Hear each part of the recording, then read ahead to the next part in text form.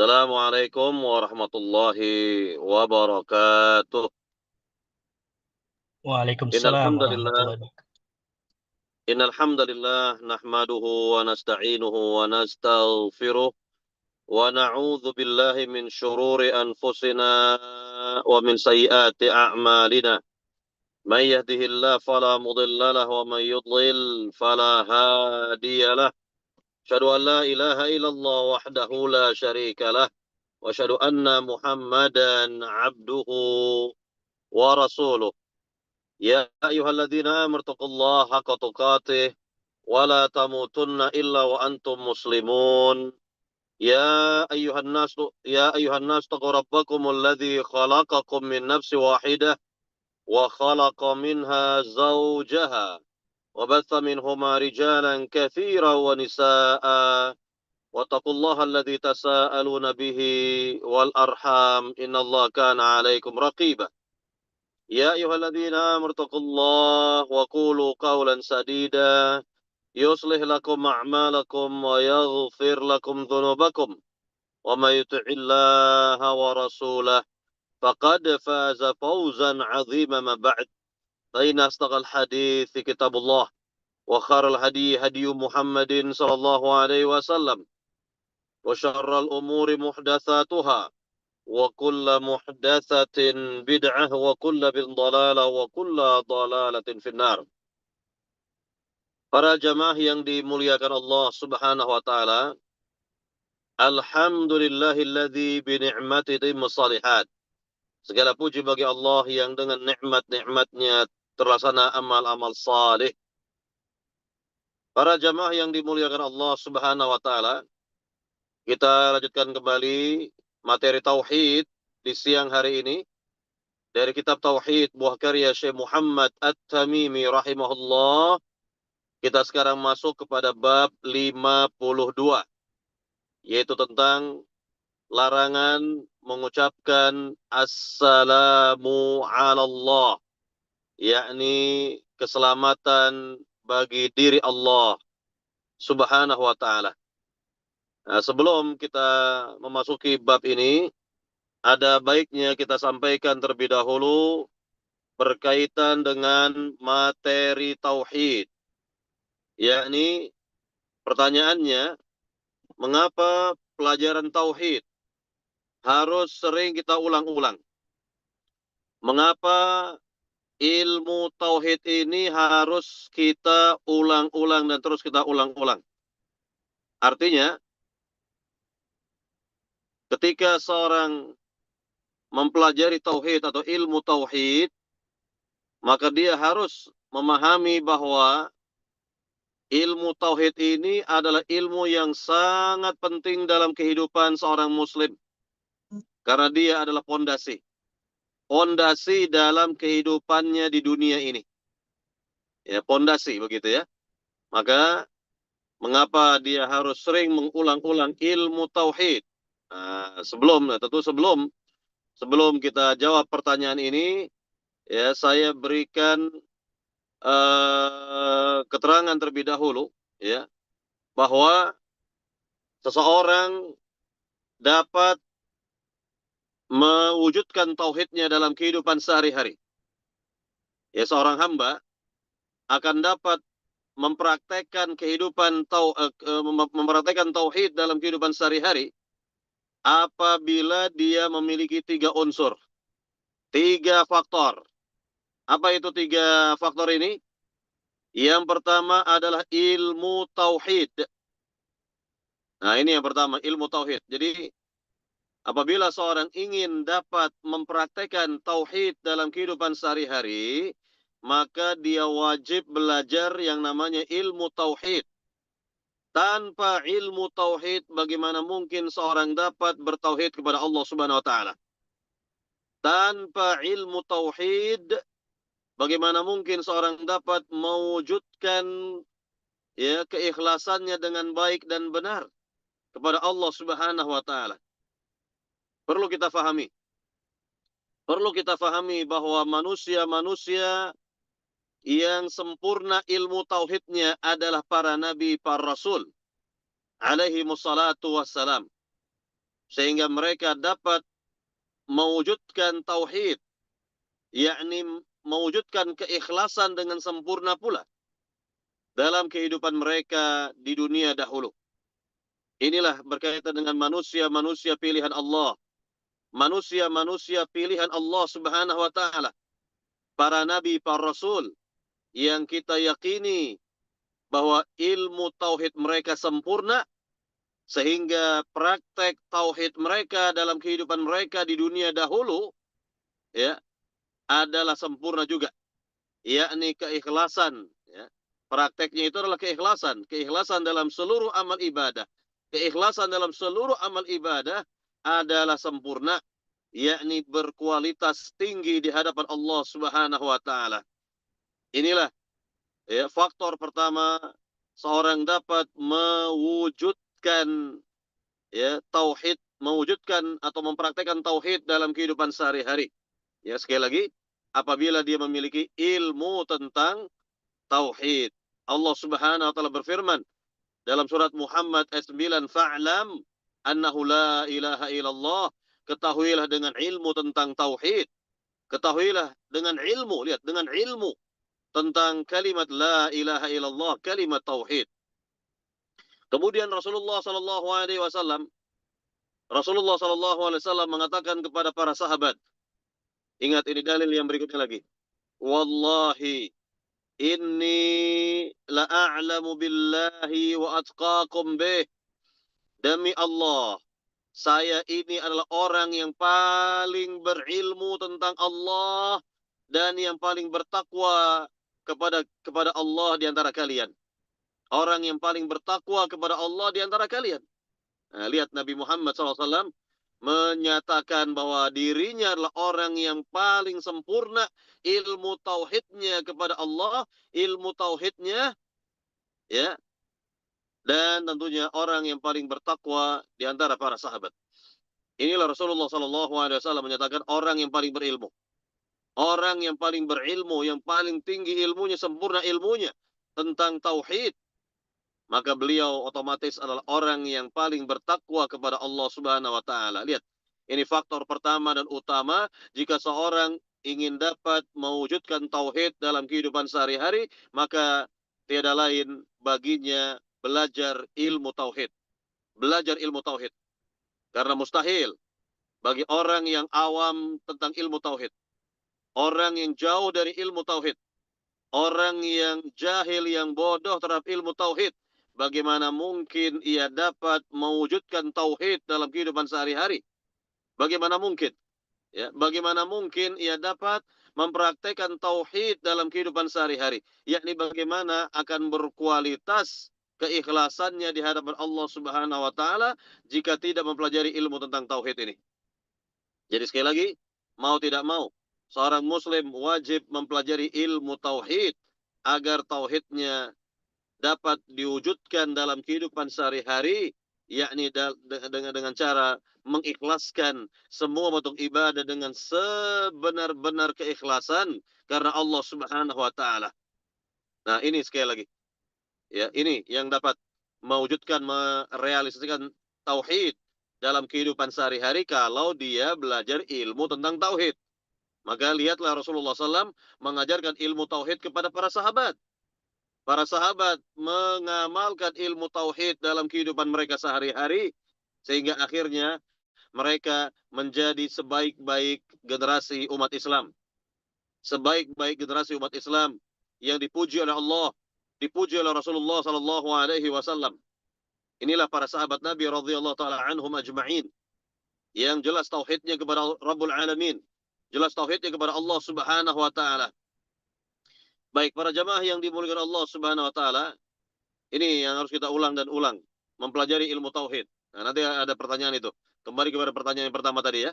Kemudian faktor yang kedua, seorang dapat mewujudkan, merealisasikan tauhidnya dengan al-i'tiqad, keyakinan yang mantap di dalam bertauhid dan tidak ada keraguan-raguan. Tidak ada ragu sedikit pun juga di dalam bertauhid kepada Allah Subhanahu wa taala. Ya, tidak ada keraguan.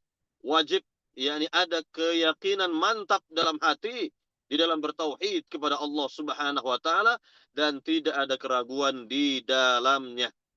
Nah, dengan keyakinan yang mantap di dalam bertauhid, maka seorang dapat mempraktekkan tauhid dalam kehidupan sehari-hari, mewujudkan tauhidnya dalam kehidupan sehari-hari, ya.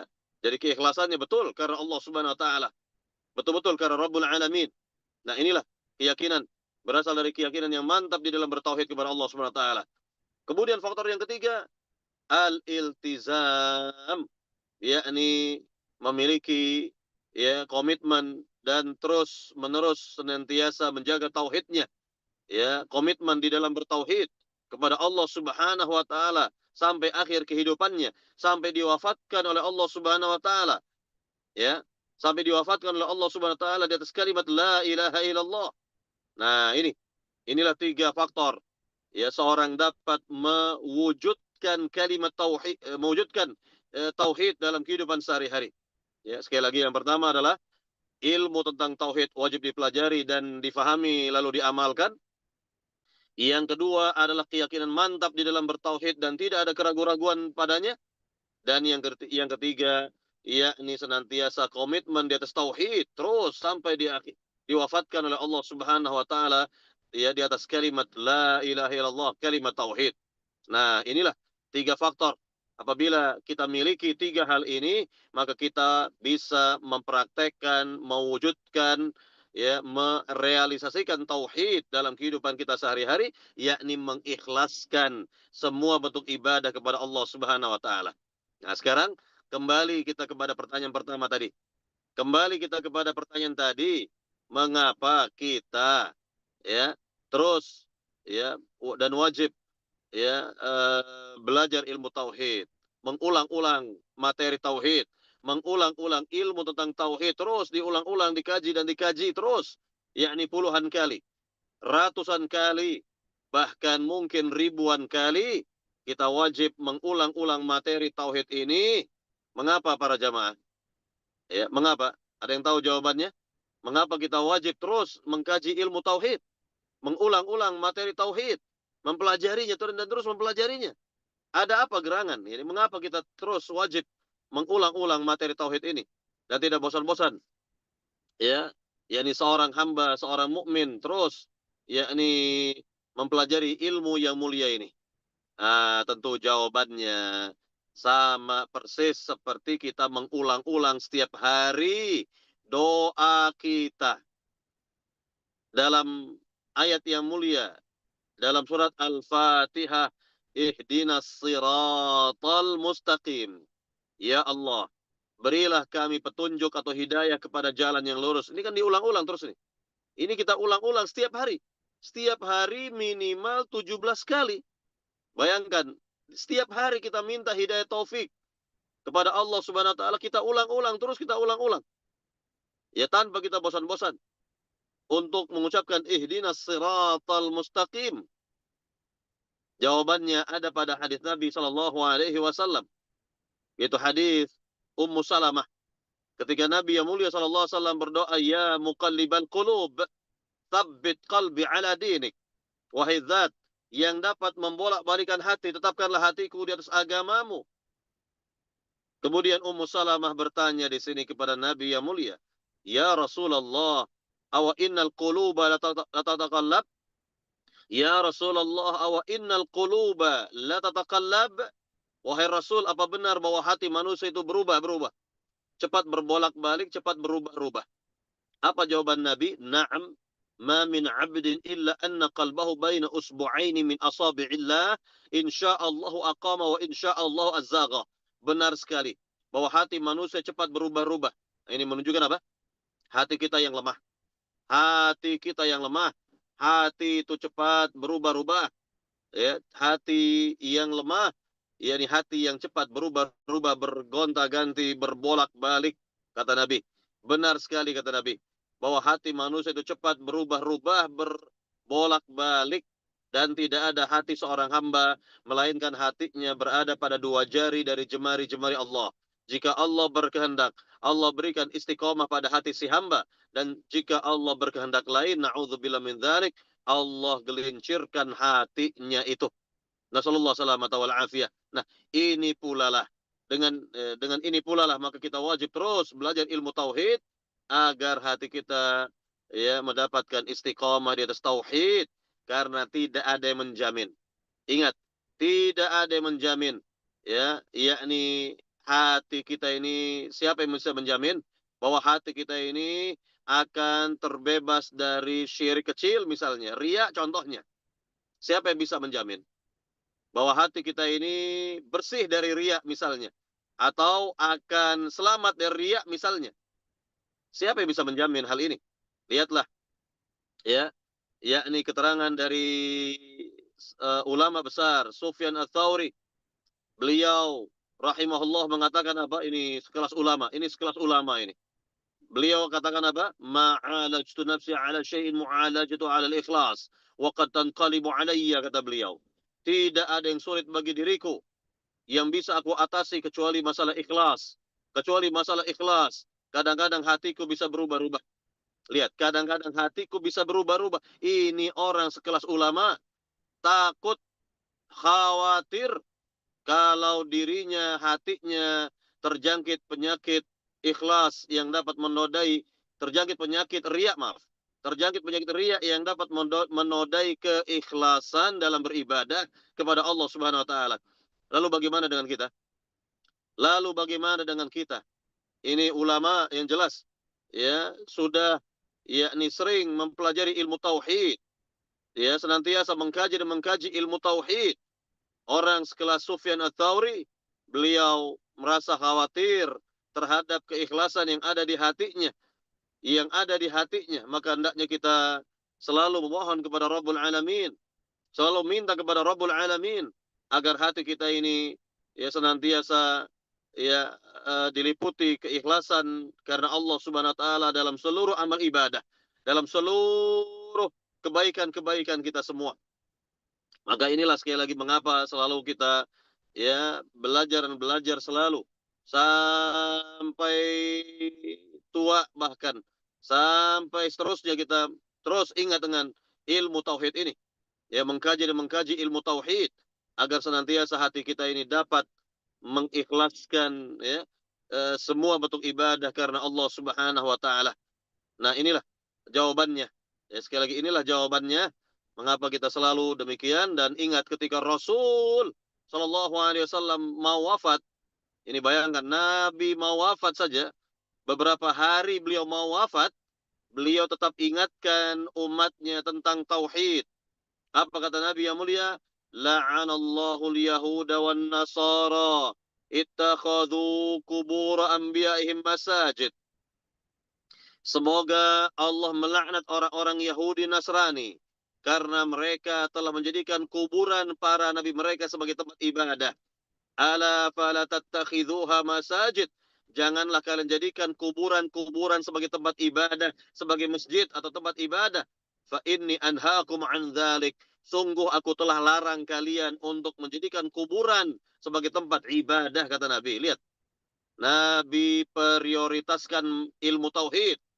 Nabi prioritaskan ilmu tauhid mulai dari beliau berdakwah di negeri Mekah 10 tahun. Beliau terangkan tauhid kepada orang-orang Mekah, dan 13 tahun beliau ingatkan kembali para sahabat tentang ilmu tauhid. Bahkan sampai akhir kehidupan beliau, menjelang wafatnya beliau tetap ingatkan umat ini tentang tauhid, yakni dengan sabdanya tadi. Inilah pentingnya kita terus diingatkan dan ingatkan tentang ilmu tauhid agar hati kita ya yakni bisa istiqomah di atas tauhid dan terhindar ya terhindar dari bahaya syirik, apakah syirik kecil apalagi syirik besar. Nasallallahu salamata wal afiyah. Baik, para jamaah yang dimuliakan Allah SWT, kita masuk sekarang kepada bab 52 yang tadi telah disyaratkan oleh pembawa acara dari kitab tauhid ini, dari kitab tauhid karya Syekh Muhammad Tamimi rahimahullah, bab 52, yaitu larangan mengucapkan assalamu ala Allah, yakni keselamatan atas diri Allah Subhanahu wa taala. Nah, ini mengapa tidak boleh kita ucapkan assalamu ala Allah begitu? Karena pada dasarnya Allah sendiri yang punya nama Assalam. Ya, Assalam. Allah itu adalah Assalam, ya. Yakni bahwa Allah sebagai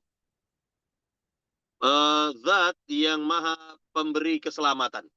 Ya, maha pemberi keselamatan. Maka itulah nama dari nama-nama Allah, termasuk dari Asmaul Husna, dari nama-nama Allah yang indah, ya, yaitu Assalam, maha pemberi keselamatan.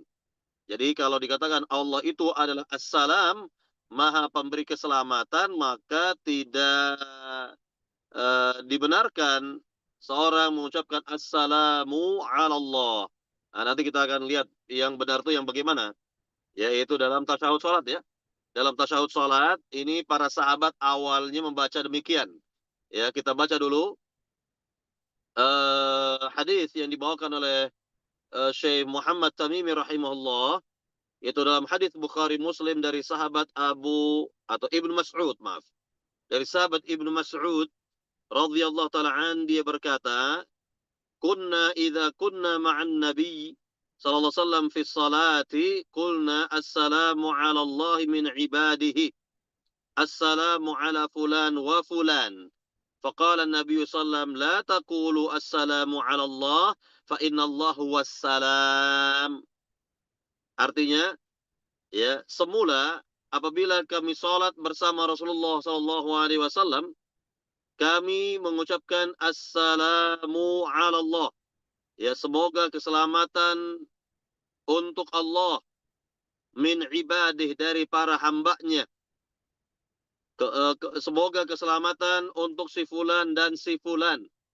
Maka Nabi Sallallahu Alaihi Wasallam bersabda kepada kami, janganlah kalian ucapkan yang demikian, ini Assalamu ala Allah.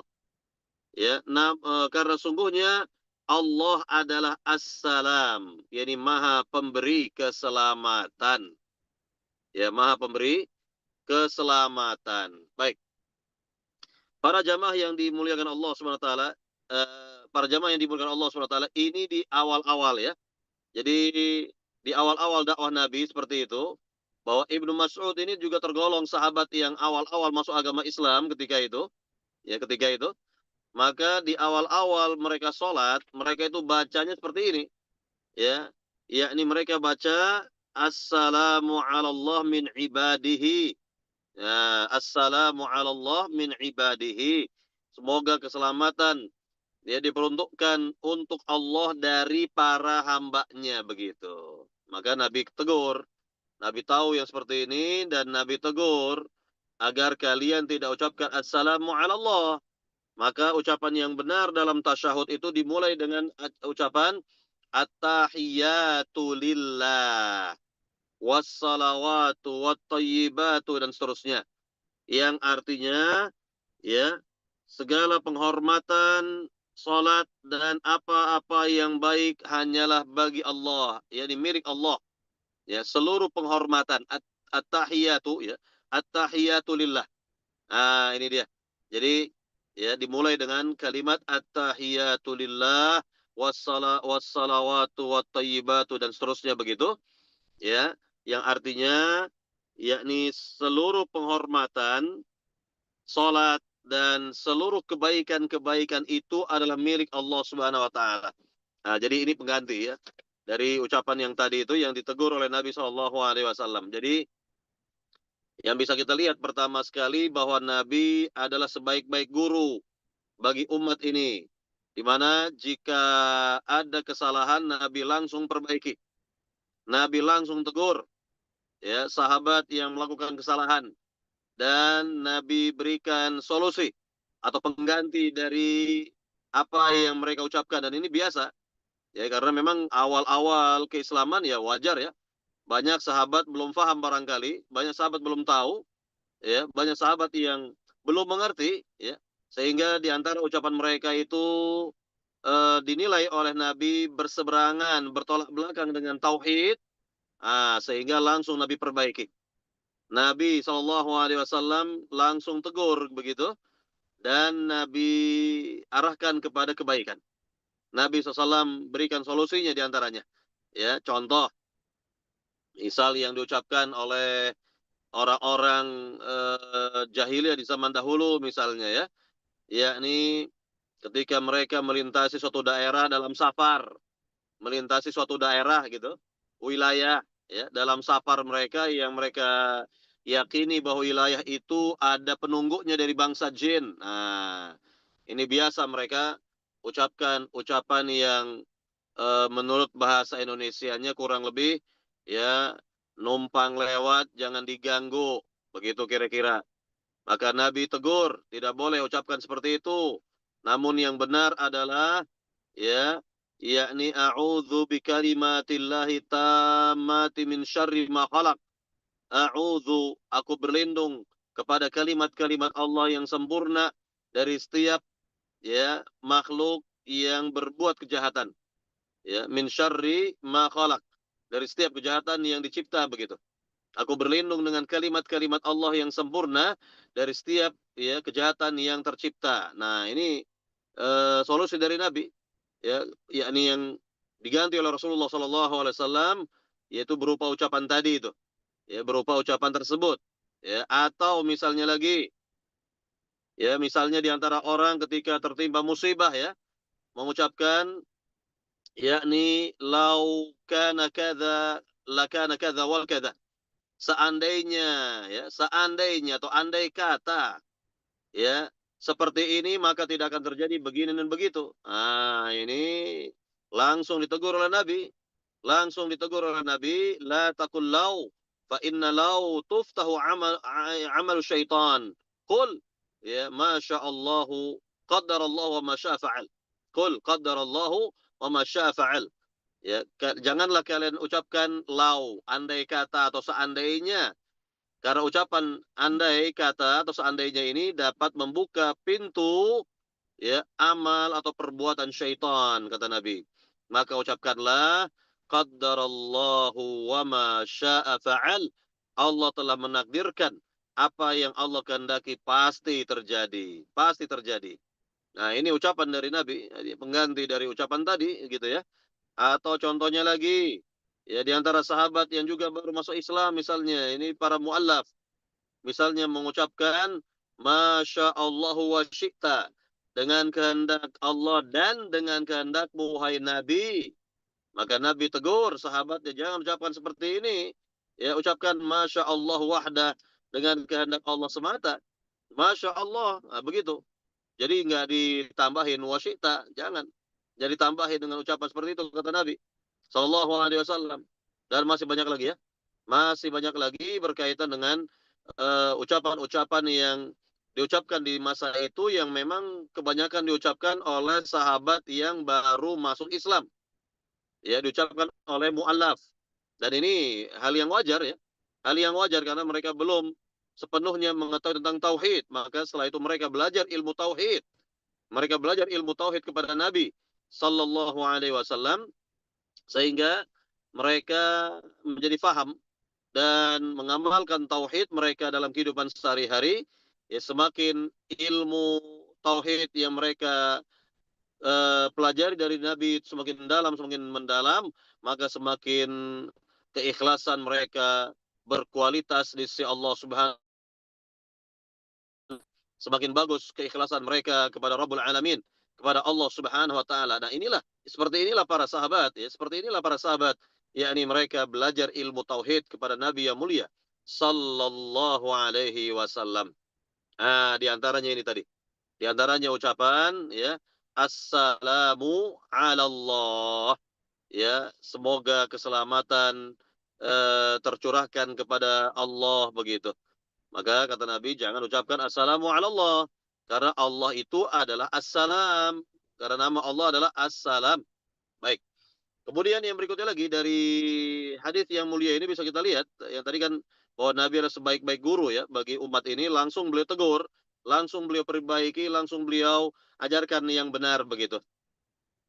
Kemudian yang berikutnya lagi. Bahwa di antara Asma'ul Husna. Nama-nama Allah yang indah itu adalah Assalam. Ini Maha Pemberi Keselamatan. Jadi Allah Subhanahu wa taala itu memiliki nama As-Salam, Maha Pemberi Keselamatan. Nah, kira-kira seperti itu. Jadi tidak mungkin kita menyampaikan jadi ucapan Assalamu ala Allah, yakni semoga keselamatan tercurah kepada Allah, sedangkan Allah itu adalah Maha Pemberi Keselamatan. Allah sendiri adalah Maha Pemberi Keselamatan. Jadi bagaimana mungkin kita berucap Assalamu ala Allah, maka diganti ya dengan ucapan yakni apa at-tahiyatu lillah wassalawatu wattayyibatu dan seterusnya. Seluruh ya salam penghormatan, seluruh penghormatan ya, salat dan hal-hal yang baik-baik ya, yakni kepada Allah Subhanahu wa taala ya adalah datang dari Allah Subhanahu wa taala atau milik Allah Subhanahu wa taala begitu. Jadi ini yang benar, ucapan at-tahiyatu lillah wassalawatu wattayyibatu dan seterusnya dan seterusnya. Nah, ini baru yang benar yang diajarkan oleh Rasulullah sallallahu alaihi wasallam.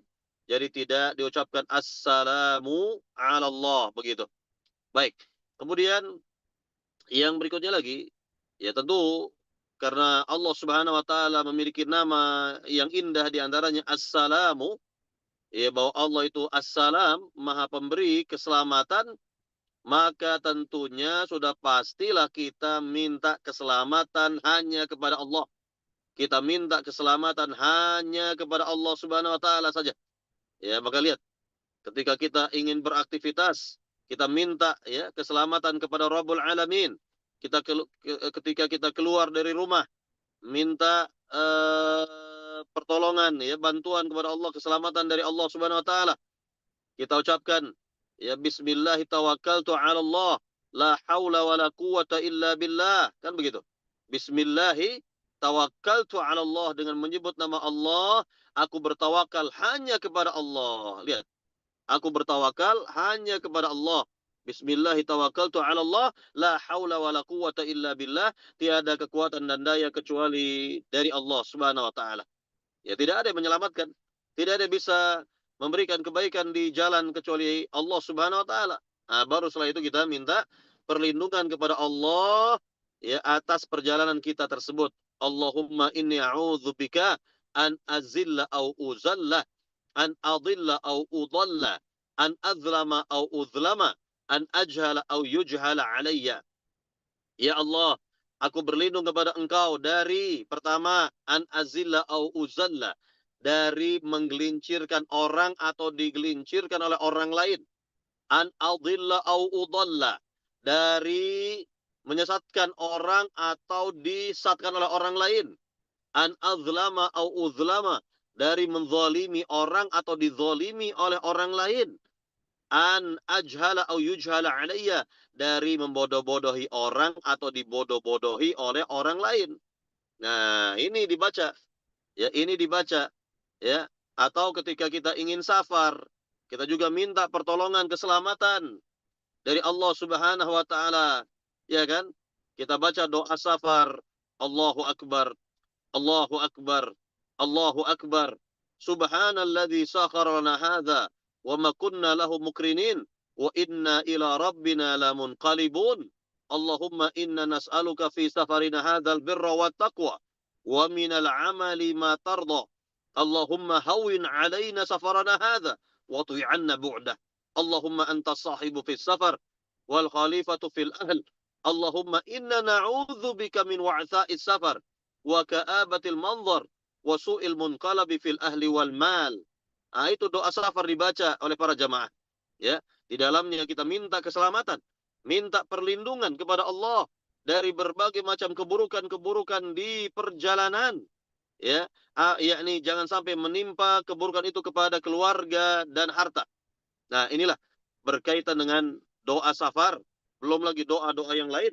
Doa-doa yang lain yang tentunya kita senantiasa minta keselamatan. Minta keselamatan kepada Allah Subhanahu wa taala. Minta keamanan kepada Allah Subhanahu wa taala. Minta ya, kebaikan ya dan dihindari dari keburukan, dari berbagai macam keburukan. Nah, inilah pentingnya kita ya, mempelajari ilmu tauhid agar doa-doa yang kita ucapkan itu lebih bermakna, agar kita lebih bertawakal kepada Allah Subhanahu wa taala, agar kita yakni sangat menggantungkan hidup kita kepada Allah. Allahus Samad, Allah tempat bergantung, yakni bergantungnya para makhluk. Nah, jadi kalau hati kita hanya tertuju bergantung kepada Allah, tawakal kepada Allah, maka insya Allah Allah Subhanahu wa taala yang akan menjamin kehidupan kita, yang akan menyelamatkan kehidupan kita biiznillah, dengan izin Allah Subhanahu wa taala. Nah, disinilah pentingnya sekali lagi kita belajar ilmu tauhid agar ada keyakinan yang mantap bahwa Allah lah yang menyelamatkan kehidupan kita. Allah lah yang menyelamatkan kehidupan kita. Allah lah yang memberikan kebaikan-kebaikan kepada kita. Allah lah yang akan menghindarkan kita dari berbagai macam keburukan, dari berbagai macam kejahatan. Nah, jadi inilah pentingnya kita belajar ilmu tauhid agar semakin mantap kita bertauhid kepada Allah Subhanahu wa taala. Semakin mantap kita bertauhid kepada Allah Subhanahu wa taala. Baik, para jamaah yang dimuliakan Allah Subhanahu wa taala, ini berkaitan dengan assalamu ala Allah sekali lagi. Ucapan assalamu ala Allah begitu. Baik, para jamaah yang dimuliakan Allah Subhanahu wa taala, mungkin kita tambahkan bab 53 pada siang hari ini. Kita lihat bab 53, silakan dibuka bab 53 oleh para jamaah, yaitu tentang doa seorang hamba. Dibawakan di sini bab atau judul bab oleh Syekh Muhammad Tamimi tentang doa seorang hamba, Allahumma ghfirli in syi'ta. Ya Allah, ampunilah diriku jika engkau mau, jika engkau menghendaki. Nah, jadi mungkin ada di antara hamba berdoa seperti ini, ya Allah, ampunilah diriku jika engkau mau, jika engkau menghendaki. Nah, ini dibawakan judul ini oleh Syekh Muhammad Tamimi dalam bab ini karena beliau ingin menjelaskan jika seorang berdoanya seperti ini, maka ini adalah doa yang tidak benar.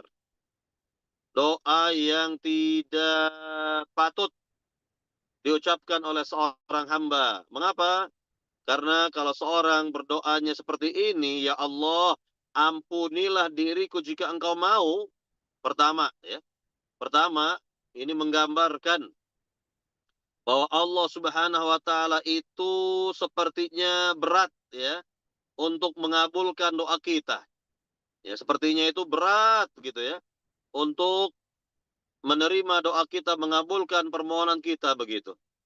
Atau yang kedua, boleh jadi yang kedua, sepertinya si hamba ini sepertinya kurang butuh, kurang butuh kepada Allah Subhanahu wa taala karena dengan lafaz jika engkau mau, ini sama seperti seorang misalnya si A berkata kepada si B begitu, wahai B, berikanlah aku uang misalnya 10.000 jika engkau mau.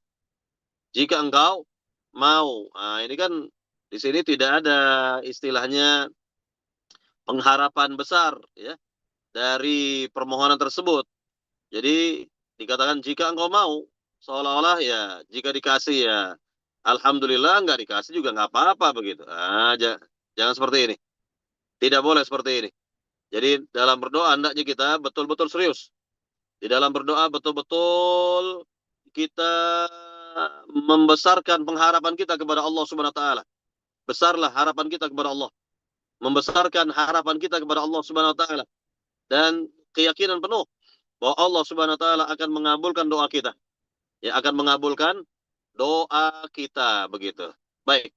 Para jamaah yang dimuliakan Allah Subhanahu wa taala, yakni berkaitan dengan adab ini adab.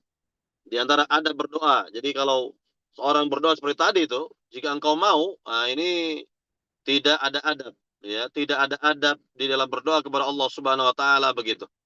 Maka di antara adab ya seorang berdoa kepada Allah Subhanahu wa taala adalah adabnya adalah yakni hatinya membesarkan harapannya kepada Allah.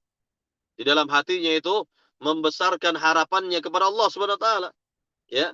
Dan juga yakni eh, berhusnudzon, berbaik sangka bahwa Allah akan mengabulkan. Ya, berbaik sangka bahwa Allah akan mengabulkan doa kita. Dan tentunya yakni kita benar-benar sungguh-sungguh dalam berdoa begitu. Ya, sungguh-sungguh dalam berdoa kepada Allah Subhanahu wa taala. Ya, ada kesungguhan lah di dalam meminta kepada Allah, memohon kepada Rabbul Alamin, ya, Azza wa Jal, ya. Jadi inilah berkaitan dengan judul bab yang dibawakan oleh Syekh Muhammad Tamimi agar kita betul-betul dalam berdoa kita tidak main-main, ya. Dan tentunya tanda tauhid seorang hamba itu benar, yakni di dalam berdoa, yaitu besar harapannya kepada Allah, Allah akan mengabulkan permintaan si hamba, dan juga kita husnudzon, berbaik sangka Allah akan mengabulkan permintaan kita dengan izin Allah Subhanahu wa taala begitu. Ya, dan hendaknya kita iya, besarlah harapan kita kepada Allah Subhanahu wa taala bahwa doa kita akan dikabulkan oleh Allah. Nah, eh, perlu juga doa pertama pertama ya ini berkaitan dengan doa itu sendiri, yaitu memohon hanya kepada Allah, bukan kepada yang lain. Sebagaimana Allah berfirman dalam ayat yang mulia, "Wa idza sa'alaka 'ibadi 'anni fa inni qarib, ujibu da'watad da'i idza da'an." Apabila hambaku bertanya tentang diriku, katakanlah aku ini dekat, aku akan kabulkan permintaan si hamba jika ia langsung minta kepadaku. Langsung. Nah, langsung minta kepada Allah Subhanahu wa taala begitu. Jadi tanpa perantara. Tanpa perantara, apalagi minta kepada orang yang sudah meninggal, nggak boleh. Minta kepada mayit, ini syirik. Seperti ini adalah kesyirikan yang nyata, yang jelas-jelas syirik besar. Kalau seorang mintanya kepada mayit, kepada orang yang sudah meninggal. Ini yang pertama. Kemudian yang kedua, tentu di dalam berdoa kepada Allah Subhanahu wa taala, kita hendaknya yakni semacam merengek lah, berdoa kepada Allah Subhanahu wa taala, meminta kepada Allah dengan sungguh-sungguh, ya, mengulang-ulang permintaan kita kepada Allah Subhanahu wa taala, ini boleh. Ya, tanda kita butuh kepada Rabbul Alamin, butuh kepada Allah Subhanahu wa taala dengan hati yang tunduk kepada Allah Subhanahu wa taala, hati yang tunduk, pikiran yang antara lisan kita ketika kita berdoa dengan pikiran dan hati ini harus menyatu. Lisan, pikiran dan hati harus menyatu dalam berdoa. Ya, maka ini adab dalam berdoa agar doa kita cepat dikabul oleh Allah Subhanahu wa taala. Karena kita lihat sebagian orang berdoa, lisannya yang berdoa, namun hatinya entah kemana. Hatinya entah kemana. Ini ya tentu tidak benar. Tidak adab dalam berdoa kepada Allah Subhanahu wa taala. Makanya mengapa Nabi sebutkan bahwa doa musafir cepat dikabul? Karena orang dalam keadaan safar,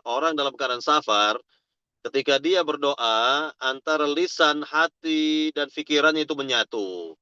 Karena ia berada di negeri orang lain. Di negeri orang lain, bukan di negerinya sendiri. Makanya Nabi menyatakan, salatu da'awatin mustajabah la syakka fihin. Ada 3 doa yang cepat dikabul oleh Allah dan tidak ada keraguan di dalamnya. Di antaranya da'watul musafir, doa musafir. Doanya si musafir, ya, doa antara lisan, hati, dan pikirannya ini menyatu. Begitu. Ya, fokus di dalam berdoa kepada Allah Subhanahu wa taala. Baik, para jamaah yang dimuliakan Allah Subhanahu wa taala, kemudian juga di antara adab dalam berdoa kepada Allah Subhanahu wa taala, tentunya kita yakin, ya. Yakin, tadi berhusnudzon bahwa doa kita akan dikabul oleh Allah, yakinlah bahwa Allah Subhanahu wa taala mendengar doa kita dan akan mengabulkan doa kita, apakah cepat atau lambat, apakah di dunia atau nanti di akhirat, sama-sama dikabul oleh Allah Subhanahu wa taala. Apakah bentuknya ya yakni kebaikan-kebaikan yang Allah berikan di dunia dengan sebab kita berdoa kepada Allah Subhanahu wa taala, ya, atau doa itu sendiri langsung dikabul oleh Allah di dunia ini atau nanti diakhirkan. ya, sekian tahun lagi, baru dikabulkan oleh Allah Subhanahu wa taala. Ya, dengan hikmah yang hanya Allah mengetahui. Mengapa kok doa kita dikabulkannya itu ya bulan depan, tahun depan, ya, atau beberapa tahun lagi misalnya. Nah, pasti ada hikmah di balik itu. Pasti ada hikmah di balik itu semua. Atau justru dikabulnya nanti di negeri akhirat, bukan di dunia. Bukan di dunia, namun di akhirat. Ya, berupa pahala-pahala besar. Karena doa adalah bagian dari ibadah. Dan ibadah yang ikhlas. Dan mencontoh kepada Nabi pasti akan diganjar, diberi pahala oleh Allah Subhanahu wa taala. Nah, inilah berkaitan dengan dikabulnya doa, apakah di dunia secara cepat ataukah lambat di dunia, atau nanti diakhirkan di negeri akhirat sebagai simpanan kita, sebagai yakni ganjaran atau pahala bagi kita nanti di negeri akhirat karena kita banyak berdoa kepada Allah Subhanahu wa taala. Walaupun doa-doa tersebut tidak dikabul di dunia, namun nanti dikabul di negeri akhirat. Dikabulnya di negeri akhirat sebagai simpanan kita nanti di negeri akhirat. Maka yakinlah bahwa itu dikabul. Itu bagian dari dikabulnya doa, yakni diberi ganjaran pahala besar oleh Allah Subhanahu wa taala atas juga kesabaran diri kita. Ya, kesabaran diri kita. Kemudian di antara adab juga dalam berdoa tidak memiliki sifat istijal, terburu-buru dalam berdoa, ingin langsung detik itu juga dikabul. Ingin detik itu juga dikabul doanya oleh Allah Subhanahu wa taala. Jangan memiliki sifat istijal, terburu-buru, ya, terburu-buru ingin detik itu juga dikabul oleh Allah Subhanahu wa taala. Nah, inilah berkaitan dengan adab-adab dalam berdoa kepada Allah Subhanahu wa taala. Juga diantaranya ketika kita berdoa kepada Allah Subhanahu wa taala, ya, tentu dengan hati yang tulus, hati yang ikhlas. Ya, sekali lagi ucapan lisan, pikiran dan hati ini harus menyatu dalam berdoa agar cepat dikabul. Tanda kita fokus dalam doa kita. Tanda kita betul-betul ya fokus dalam doa kita dan tidak main-main dalam doa kita ini. Ya, kemudian juga ketika kita berdoa tentunya kita awali dengan memuji-muji Allah Subhanahu wa taala. Kita puji-puji Allah Subhanahu wa taala. Kita sebutkan Asmaul Husna, nama-nama Allah yang indah. Ya, nama-nama Allah yang indah kita puji-puji itu semua. Kemudian kita bersalawat kepada Nabi sallallahu alaihi wasallam. Ya, Allahumma shalli ala Muhammad wa ala ali Muhammad kama shallaita ala Ibrahim wa ala ali Ibrahim innaka Hamidum Majid. Allah barik ala Muhammad dan seterusnya begitu. Ya, sampai akhir. Lalu setelah itu kita masuk kepada isi doa kita apa? Apa yang kita minta kepada Rabbul Alamin, silakan. Mintalah kepada Allah Subhanahu wa taala selama doa tersebut tidak mengandung maksiat, tidak mengandung dosa dan maksiat begitu ya. Dan berdoalah kepada Allah Subhanahu wa taala dengan ya kalimat-kalimat yang wajar ya dan tidak diperinci. Ya, diperinci di sini maksudnya adalah yakni diperinci yakni yang konotasinya nggak perlu dirinci lah ya dengan serinci-rincinya, nggak perlu seperti itu ya. Allah Maha tahu juga. Allah Subhanahu wa taala Maha tahu apa yang kita inginkan ya dari misalnya jenis kendaraan yang kita inginkan atau rumah yang kita inginkan atau ya apapun yang kita inginkan ya, tidak perlu dirinci apa mereknya, apa ininya, apa itunya dan sebagainya. Allah Subhanahu wa taala Maha tahu tentang apa yang ada di hati kita. Itulah berkaitan dengan yakni berdoa kepada Rabbul Alamin, berdoa kepada Allah Subhanahu wa taala, dan yang jelas tidak ada unsur dosa ya dan maksiat di dalam doa kita kepada Allah Subhanahu wa taala. Tidak boleh berdoa yang di dalamnya ada unsur dosa dan maksiat kepada Allah Subhanahu wa taala. Meminta hal-hal yang mustahil, meminta hal-hal yang mustahil ya. Ini tidak dibenarkan. Ini tidak dibenarkan. Nah, inilah berkaitan dengan adab-adab dalam berdoa, dan akhir dari doa tersebut kita akhiri dengan salawat kepada Nabi sallallahu alaihi wasallam. Ya, salawat kepada Nabi sallallahu alaihi wasallam. Jadi awalnya ya menyebut nama-nama Allah yang indah, tanda kita memuji Allah Subhanahu wa taala. Kemudian bersalawat kepada Nabi sallam. Kemudian masuk kepada isi dari doa kita. Lalu kita tutup doa kita dengan salawat kepada Nabi sallallahu alaihi wasallam. Nah, inilah berkaitan dengan rangkaian doa itu. Ya, rangkaian doa. Kemudian berikutnya lagi, boleh kita minta doa orang saleh yang masih hidup. Ingat, yang masih hidup. Adapun yang sudah meninggal, Ya, nggak boleh kita datang ke kuburnya lalu minta-minta kepada sahibul qabr, penghuni kubur. Ya, kepada penghuni kubur nggak boleh. Ini syirik. Jelas ini adalah bentuk kesyirikan para jamaah. Ya. Baik, para jamaah yang dimuliakan Allah Subhanahu wa taala, ini berkaitan dengan masalah doa itu sendiri begitu. Nah, sekarang kita masuk kepada dalil yang dibawakan oleh Syekh Muhammad Tamimi dalam bab 53 dikatakan ya bab seorang hamba berdoa, ya Allah ampunilah aku jika engkau menghendaki, jika engkau mau. Nah, ini sudah dikatakan doa seperti tidak dibenarkan, ya tidak boleh, ya.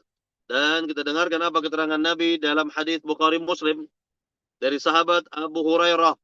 Nabi yang mulia SAW bersabda, la yaqul ahadukum Allahumma ghfirli in syi'ta, Allahumma arhamni in syi'ta, liya'zimal mas'alata, fa inna Allah la mukriha lahu, kata Nabi. Ya, artinya, janganlah ada seorang di antara kalian berdoa, ya Allah ampunilah aku jika engkau mau. Atau berdoa, ya Allah limpahkan rahmatmu kepadaku jika engkau mau. Tetapi hendaklah berkeinginan kuat dalam permohonannya, ini dalam doanya itu. Karena sungguhnya Allah tiada suatu pun ia memaksanya untuk berbuat suatu. Ya, ini dalam keadaan Allah bukan terpaksa. Allah tidak terpaksa ya dalam memberi apapun yang para hamba minta begitu. Enggak ada keterpaksaan Allah Subhanahu wa taala. Ya, mungkin kalau bagi makhluk iya barangkali. Ya, kalau kita misalnya sering minta-minta kepada si fulan, mungkin si fulan akan beri, namun dalam keadaan dia terpaksa memberinya. Bisa jadi seperti itu ya. Bisa jadi yang seperti itu. Terpaksa dia memberinya, namun Allah enggak. Allah itu maha kaya. Allah maha kaya. Dengarkan hadits qudsi yang diriwayatkan oleh Imam Muslim, di mana Rabbul Alamin berfirman dalam hadits qudsi ini, ya ibadi, wahai para hambaku, lau anna awwalakum wa akhirakum wa insakum wa jinnakum qamu fi sa'idin wahidin fasa'aluni fa'ataitu kulla mas'alatah ma naqasa mimma indi illa kama yanqusul mikhyat idza udkhila al-bahr, kata Nabi. Kata Allah Subhanahu wa taala dalam hadis Nabi ini, ya. Allah berfirman dalam hadis qudsi ini, wahai para hambaku, seandainya manusia pertama sampai manusia terakhir, jin pertama sampai jin terakhir, semuanya minta kepada diriku, dan seluruh permintaan mereka aku kabulkan, maka yang demikian tidaklah mengurangi sedikit pun juga dari apa yang aku miliki. Sebagaimana ya, jarum dimasukkan ke tengah laut. Jarum, bayangkan jarum dimasukkan ke tengah laut, lalu dicabut lagi, diangkat, maka tidak mengurangi air laut yang ada itu. Tidak mengurangi air laut yang ada itu. Lihatlah bagaimana Allah Subhanahu wa taala memberikan keterangan dalam hadis qudsi ini tentang perbendaharaannya yang tidak habis-habisnya. Bahkan dalam hadis Nabi yang lain, Allah Subhanahu wa taala telah memberi kebaikan-kebaikan ya dari apa yang Allah miliki semenjak langit dan bumi, kata Nabi, dicipta sampai sekarang ini, kata Nabi, maka tidak berkurang sedikit pun juga dari apa yang Allah miliki. Bayangkan, ya, Allah telah banyak memberi kebaikan-kebaikan kepada alam semesta ini. Allah berikan kebaikan-kebaikan kepada langit dan bumi. Allah berikan kebaikan-kebaikan kepada ya manusia dan jin. Allah berikan kebaikan-kebaikan kepada para hamba lainnya, makhluk-makhluk lainnya, para hewan, tumbuh-tumbuhan dan lain sebagainya. Maka semuanya itu tidak mengurangi dari apa yang Allah miliki, dari apa yang Allah Subhanahu wa taala miliki dari kerajaannya ini. Jadi alam semesta ini adalah kerajaan Allah Subhanahu wa taala, dan perbendaharaan Allah itu ya maha luas. Ya, dan tentunya perbendaharaan Allah itu sangat banyak sekali, dan Allah tidak merasa berkurang dari apa yang Allah miliki. Ya, jika Allah memberikan, mengabulkan semua permohonan, semua doa para hamba, semua permintaan jin Allah kabulkan. Seluruh permintaan manusia juga Allah kabulkan. maka tidaklah mengurangi sedikit pun juga dari apa yang Allah Ta'ala miliki. Ya, jadi ini yang kita lihat dari hadis Nabi Shallallahu Alaihi Wasallam. Baik. Kemudian ada lagi dalam riwayat Muslim, kata Nabi yang mulia SAW, wal yu'azzim ar-raghbah fa inna Allah la yata'azzamuhu syai'atah, kata Nabi. Hendaknya seorang hamba membesarkan harapannya kepada Allah, karena sungguhnya Allah tidak akan merasa berat atas sesuatu yang Allah berikan. Allah itu nggak merasa berat. Ya, ringan semua bagi Allah Subhanahu wa taala, ringan semua bagi Allah Subhanahu wa taala. Jika Allah mengabulkan semua permohonan hamba, maka itu ringan sekali bagi Rabbul Alamin. Kecil bagi Allah Subhanahu wa taala untuk mengabulkan semua permintaan para hamba seluruhnya.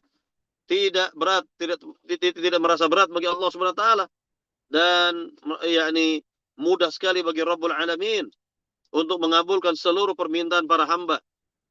Nah, inilah yang wajib kita perhatikan oleh para jamaah tentang ya seperti ini dalam berdoa kepada Allah Subhanahu wa taala, meminta kepada Allah Subhanahu wa taala, ya. Dan hendaknya sekali lagi kita ikhlaskan dalam doa ini hanya kepada Allah. Ad-du'a'u huwal ibadah. Doa itu adalah ibadah, kata Nabi sallallahu alaihi wasallam.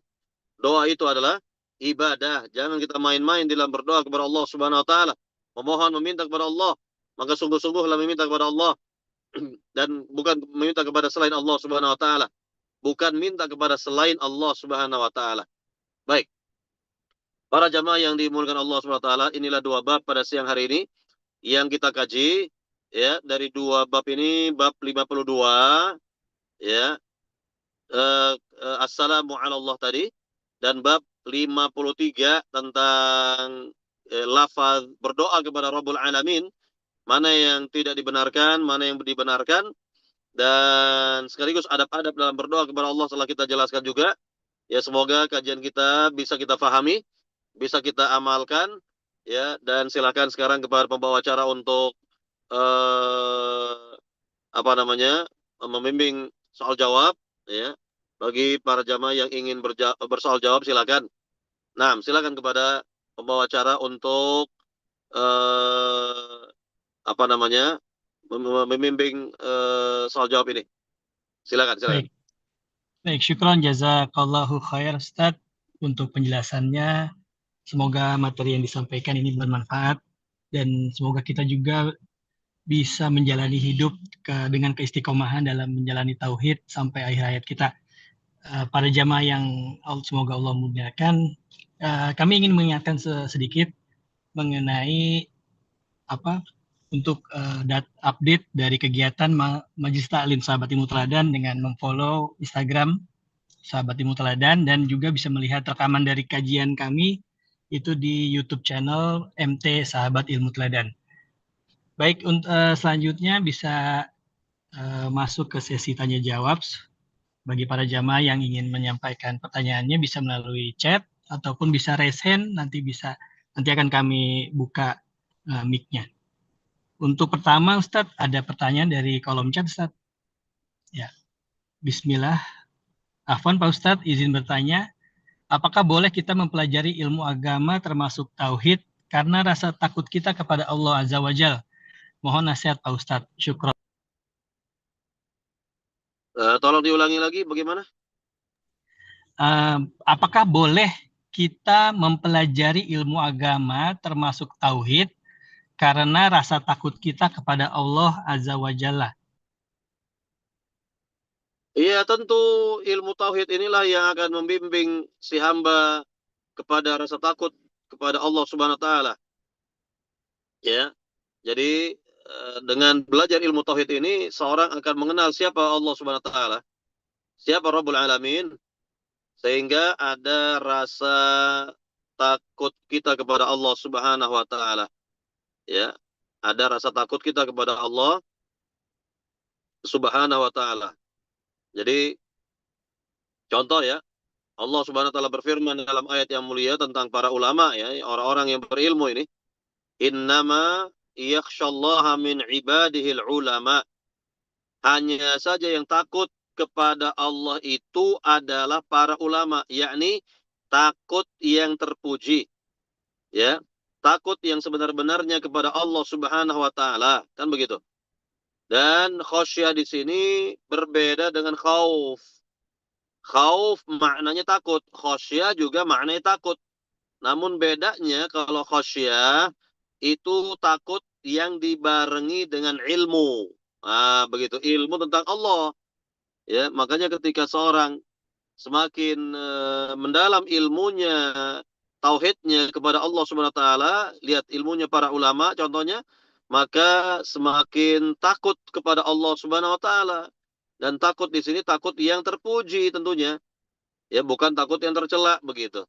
Jadi sekali lagi ini berkaitan dengan ilmu tauhid yang dipelajari oleh seorang hamba, maka dia akan semakin ya ikhlas karena Allah Subhanahu wa taala, semakin ya bagus takutnya kepada Allah Subhanahu wa taala, semakin baik ya tawakalnya, semakin kuat tawakalnya kepada Allah Subhanahu wa taala, kan gitu. Jadi inilah yang akan dihasilkan dari ilmu tauhid yang dipelajari. Ya, apakah itu keikhlasan, tawakal hanya kepada Allah, ya, berharapnya kepada Allah Subhanahu wa taala, kan gitu ya. Sampai takutnya hanya kepada Allah Subhanahu wa taala. Wallahu taala alam. Baik, silakan. Baik, syukran jazakallahu khair Ustaz. Ustaz, mungkin ini dari pertanyaan Anda Ustaz ya, ada mengenai adab dalam berdoa tadi Ustaz. Eh, ada banyak informasi beredar di masyarakat ya. Kalau dalam berdoa ada kalimat yang bilang eh, saya mungkin belum pantas untuk masuk surga, tapi saya juga takut untuk masuk neraka. Itu dalam dalam kita berdoa ditambahkan kalimat seperti itu. Apakah itu boleh Ustaz ya? Ya, tidak benar. Kalau yang benar itu adalah kita terus jelas berharap ya, dalam doa kita surga Firdaus bahkan. Bahkan Nabi yang mulia mengatakan apa? Ya, kata Nabi yang mulia sallallahu alaihi wasallam, "Idza sa'altumullaha al-jannata fas'aluhu al-firdausa fa innahu a'la al-jannah wa awsatuha wa minhu tufajjar anharul jannah." Apabila kalian berdoa kepada Allah minta surga, jangan tanggung-tanggung kata Nabi, minta sekalian surga Firdaus. Karena surga Firdaus itu surga yang paling tinggi, surga yang paling indah. Darinya mengalir sungai-sungai surga lah. Justru kita ini ya ketika hidup di dunia ya tentu kita beramal saleh mengharapkan ridha Allah Subhanahu wa taala serta surga Allah Subhanahu wa taala, dimasukkan ke dalam surga, dijauhkan dari siksa neraka, kan begitu. Ya. Kan doa kita Rabbana atina fid dunya hasanah wa fil akhirati hasanah wa qina adzabannar. Minta kebaikan di dunia dan kebaikan di akhirat, yaitu dimasukkan ke dalam surga, dijauhkan dari siksa neraka. Nah, begitu doa yang benar. Jadi jangan kita ini berdoa yang aneh-aneh. Istilahnya berdoa yang aneh-aneh atau berdoa yang tidak dibenarkan oleh pandangan agama atau kacamata agama. Jadi jangan sampai kita berdoa, ya Allah, aku ini kurang berhak katanya ya, atau Ya, tidak ya pantas masuk ke surga Ustaz. tidak pantas masuk surga. Kemudian takut dari neraka. Lalu masuk mana? Ya. Kalau Baik, seperti Ustaz. tidak pantas masuk surga, tapi takut neraka, mau di mana? Di akhir cuma Baik, ada dua Ustaz. tempat, imma surga wa imma neraka. Nggak ada di tengah-tengah. Nggak ada Allah siapkan tempat di tengah-tengah antara surga dan neraka, nggak ada. Ya, tidak ada demikian. Imma surga wa imma neraka. Maka seluruh para sahabat semua berharap surga kepada Allah. Lihat, para sahabat saja berharap surga kepada Allah. Surga kepada Allah Subhanahu wa taala. Ini yang diharapkan oleh para sahabat. Generasi terbaik umat Islam.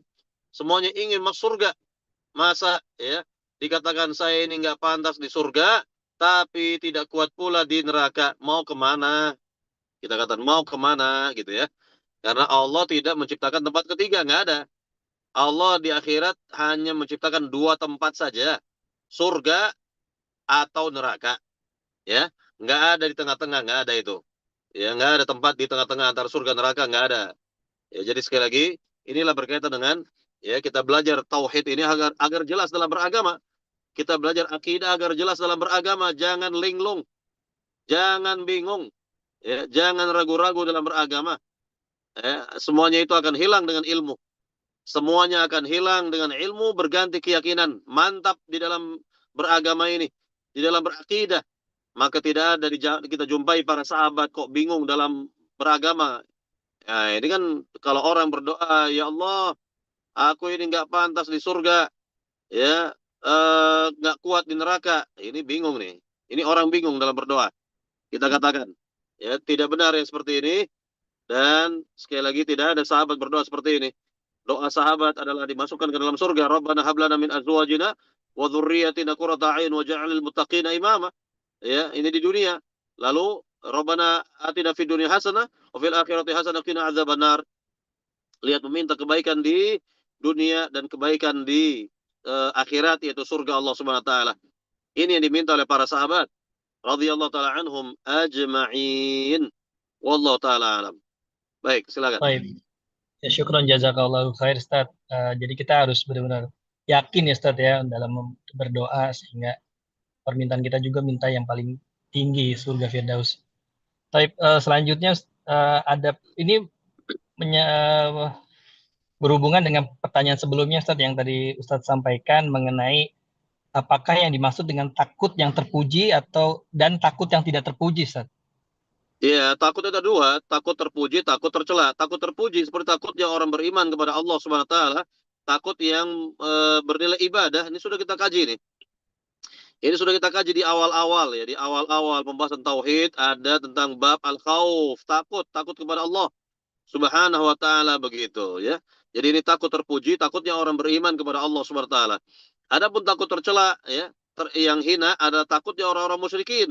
Takutnya mereka kepada berhala-berhala. Takut mereka kepada Tuhan-Tuhan mereka itu. Ini takut yang tercela. Ada juga takut yang bersifat tabiat manusia. Contohnya, ya, kecil takut kepada yang dewasa gitu. Ya, atau takut kepada binatang buas. Ini takut sesuai dengan tabiat manusia, atau takut yang yakni yang sesuai dengan tabiat manusia, atau yang bisa kita lihat lah umumnya orang takut ya dengan binatang buas misalnya ya. Nah, ini takut secara tabiat misalnya ya. Artinya seperti inilah.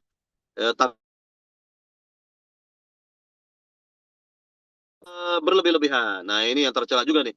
Takut yang berlebih-lebihan, takut tercela juga. Artinya contohnya begini.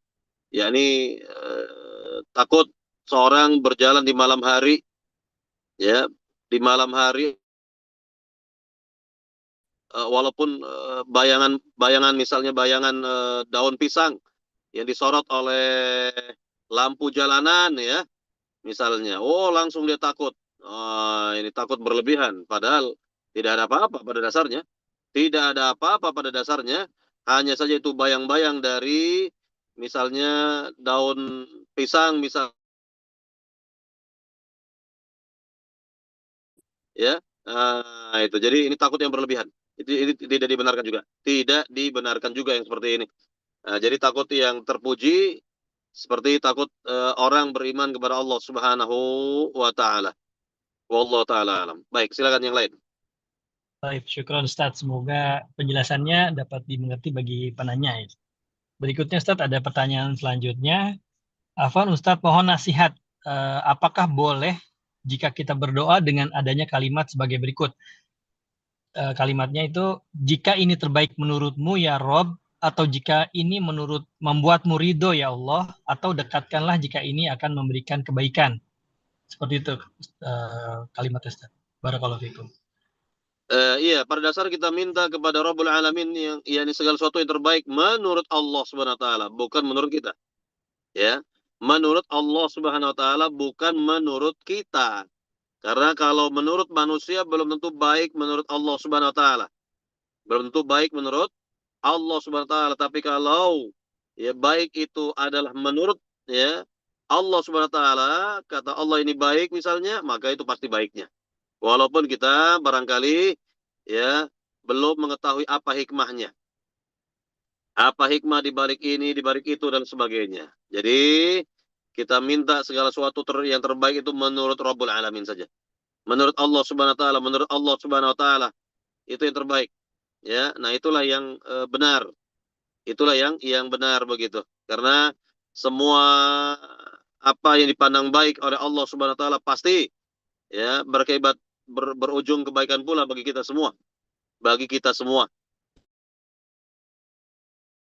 Ya, kebaikan yang dipandang baik oleh manusia belum tentu baik menurut Allah Subhanahu wa taala. Boleh jadi itu adalah keburukan bagi kita. Ya, justru adalah kebalikannya suatu keburukan bagi kita. Wallahu taala alam. Dan ini bisa kita saksikan ya dalam kehidupan kita, banyak hal dalam kehidupan kita yang kita merasa oh itu baik. Oh ternyata ya baru tahu bahwa itu tidak baik ya. Di akhir ya kita atau kehidupan kita baru mengetahui bahwa suatu yang kita pandang awalnya baik ternyata tidak baik kan begitu. Dan ini banyak sekali. Seperti ini banyak sekali dan kita tentunya sekali lagi hanya meminta yang terbaik menurut Rabbul Alamin. Menurut Allah Subhanahu wa taala. Nah, begitu. Jadi kita minta segala sesuatu itu yang terbaik menurut Allah Subhanahu wa taala, ya.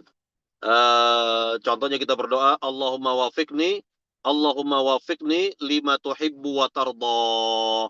Ya Allah, ya, berikanlah aku taufik kepada apa yang Engkau cintai dan Engkau ridhai. Nah, begitu kita doa kepada Allah, kita minta kepada Allah, Allahumma wafiqni ya lima tuhibbu wa tarda. Ya Allah, berikanlah aku taufik darimu, ya berikanlah aku taufikmu kepada apa yang Kau cintai dan Engkau ridhai. Kepada apa yang Kau cintai dan Engkau ridhai. Nah, begitu. Itu di antara doa yang kita panjatkan kepada Allah Subhanahu wa taala, ya kan? Allahumma wafiqni lima tuhibbu wa tarda.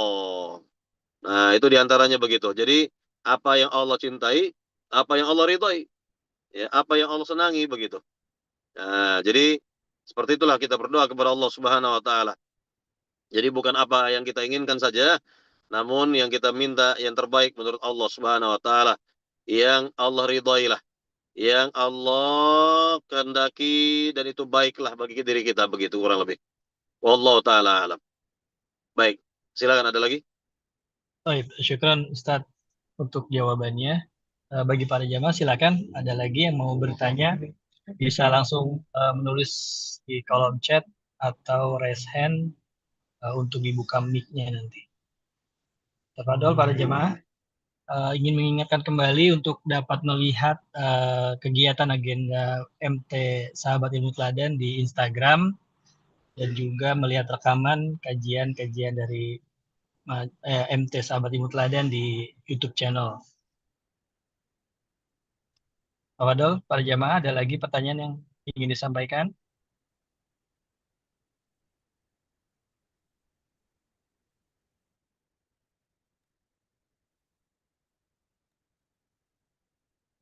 Ini sudah tidak ada lagi, Ustaz.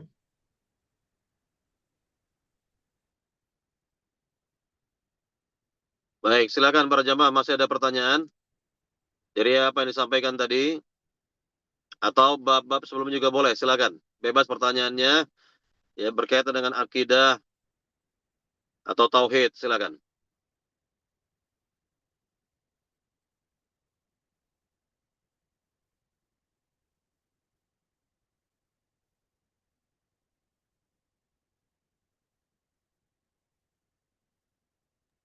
Ya, para Baik, jamaah bagaimana silakan ada sekarang? lagi. Masih ada? Sudah ada tidak ada lagi, Ustaz? Sepertinya Tidak ada pertanyaan. tidak ada pertanyaan lagi ini. Baik, ini sudah ada 2 bab ya kita bawakan, Sudah sudah 2 2 bab bab, ya, betul. alhamdulillah.